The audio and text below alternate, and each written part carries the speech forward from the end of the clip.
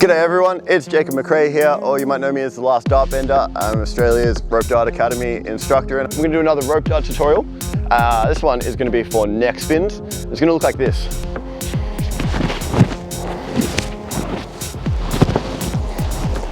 To start, we're going to do a single neck spin, and we're going to do that by spinning wheels going forward. You're going to put that hand on your neck, lead hand on the lead side of your neck, and tilt your head forwards. It's going to come over the back of your neck, and we're going to see it in front of us. If you look at the ground, as soon as you see that rope dart pointing at the ground, so you imagine it's a clock, it's at 6 o'clock, that's when we're going to slowly, not fast because you might hurt yourself, tilt your head back. So we go hand on the throat, lean forwards and back.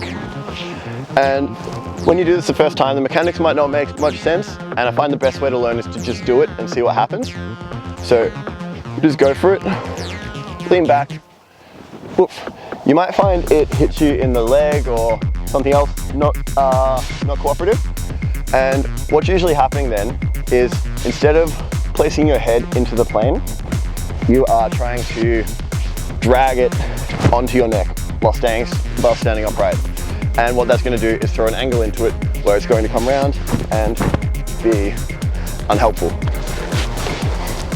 When we do this, we can also drop the lead hand, and it looks kind of cool, kind of impressive, or maybe it looks kind of dangerous if you're my mom. We're going to spin, hand on the neck, lean forward, and let go of that lead hand. All we're doing, same thing, we're just dropping the lead hand and trusting that it's not going to go flying off because it's wrapped around our throat. So I'll do it facing you.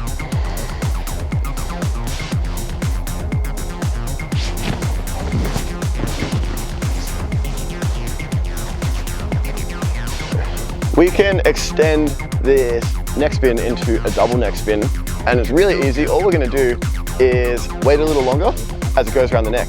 So we're going to do hand on the neck, lean forward, and instead of leaning back when I see it the first time, I'm going to let it come around the second time. And when I see it at 6 o'clock facing downwards, that's when I'm going to lean back and let it come off. And it's going to unwrap twice, and I'm free. It's going to look like this.